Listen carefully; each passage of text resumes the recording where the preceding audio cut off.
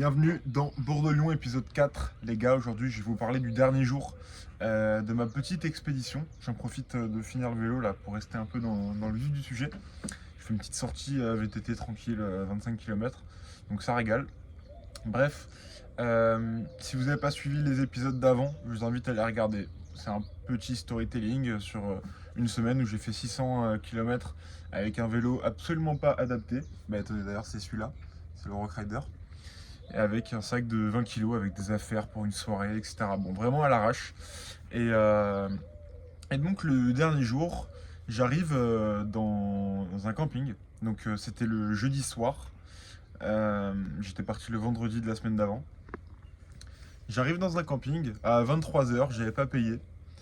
Et il n'y avait personne à l'accueil. Bon, bah, j'ai nulle part où dormir. Je m'installe dans le camping. Je fais mes affaires, je dors, etc. 4 h du matin, levé. Je fais quoi? Je vois que ma mère est levée, enfin je vois sa localisation, je vois qu'elle a utilisé son téléphone. Je l'appelle à 6 h, je suis dans les canapés du camping, j'ai trouvé un petit coin de chill.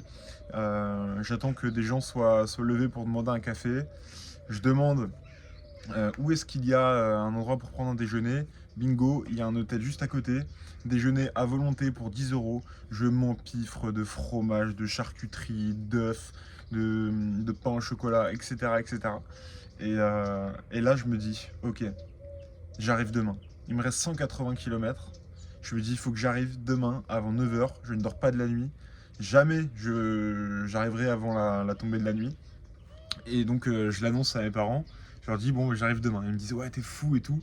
Et en vrai, les pauvres, parce que ben, je leur ai empêché de dormir cette nuit-là, par peur. Et je les ai appelés tous les 2 heures pour les rassurer. Parce que bon, ben, je passais par une ville un peu chaude, je passais par une rocade de nuit. euh, et du coup, je commence à partir comme ça. Et à midi, j'arrive à Thiers.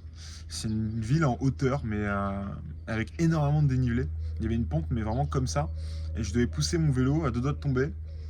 Et je m'arrête dans un bar où il y a des mecs un peu alcoolisés, tout ça. Je reste, je rigole. Je me prends un burger. Euh, Après, je repars. Et, euh, et j'arrive dans un endroit, donc toujours à Thiers, où il y a un escalier sur mon itinéraire. Mais un escalier vraiment de 40 marches sur 25 mètres de hauteur. Je fais quoi? J'enlève mon sac de mon vélo. Je monte mon sac sur 10 marches. Je vais chercher mon vélo. Je monte mon vélo sur 10 marches. Et je fais ça jusqu'en haut. Ok. Je suis mon itinéraire. Il m'amène dans une forêt. Donc je commence à y aller. Et je vois une rivière. Je me dis, ouais, ok, il y a la route pas loin. Je traverse la rivière et c'est bon. Donc des cailloux. Enfin, c'était tout mouillé, etc. Et là, je me dis, putain, je suis vraiment dans la merde. Mais j'étais un peu énervé, j'étais fatigué, donc j'avance, je me pose pas de questions. Mes chevilles, elles partent dans tous les sens. Je manque de me les tordre à chaque mouvement. Et c'était insupportable. Je me pose, mon sac tombe dans l'eau. Donc là, je commence vraiment à péter les plombs. J'appelle mon père, je lui dis, je suis perdu, etc. Mais je veux rien entendre à ce qu'il me dit. Bon, au final, on commence à trouver une solution. Le problème, c'est que dans cette rivière, euh, ma sangle pour tenir mon sac s'est bloquée dans les rayons. Donc j'ai cru que j'allais péter le dérailleur parce que c'était vraiment bloqué à l'intérieur et tout. J'ai réussi à l'enlever, donc ce qui fait qu'il me restait plus qu'une sangle pour tenir mon sac. Donc c'était chaud. Et je commence à refaire le sens inverse, donc j'ai perdu 4-5 km, 2 heures de mon temps. Il était 16 heures. J'arrive 19 heures dans un bar avant une route qui fait 45 km sans s'arrêter. Mais dont 25 km de descente. Donc là, je me dis, ok, je prends une petite salade tranquille. Après, je rentre, je pars.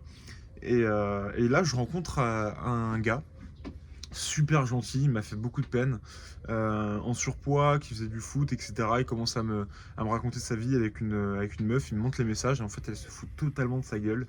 Il lui dit qu'il l'aime, etc. Il lui dit ouais mais moi aussi, mais c'est pas possible, ah, viens on reste amis, et puis après elle revient sur sa position. Et bref, on a discuté, et c'était vraiment hyper cool. Et puis je suis reparti, j'ai fait ma descente, etc. J'ai demandé un sandwich à un mec sur la route.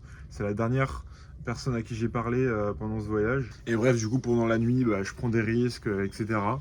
Et je me prends une pizza dans un distributeur de pizza à 4h du mat, à 10 km de chez mon cousin, mais avec 500 mètres de dénivelé. Donc faut porter le vélo et tout. Au final, cette journée-là, j'ai marché 40 km avec le vélo à côté. J'ai pédalé 120. Enfin bref, c'était vraiment du n'importe quoi. J'avais mal aux jambes. Je me suis tendu la cheville à 40 km de l'arrivée. Après, je pouvais plus marcher. Et donc, je suis arrivé à 6h12 chez mes cousins. J'ai attendu qu'ils se lèvent et j'ai dormi jusqu'au lendemain midi. Je vous ferai une dernière vidéo du coup demain pour vous expliquer un peu la conclusion que j'en retire, ce que je vais faire plus tard, parler des relations, etc. Je vais pas en faire 7 du coup épisodes. 5 ça suffit. Et en tout cas, n'hésitez pas à vous abonner, à ajouter mon Insta qui est en description. Et puis je vous dis à demain pour un nouvel PD et ciao.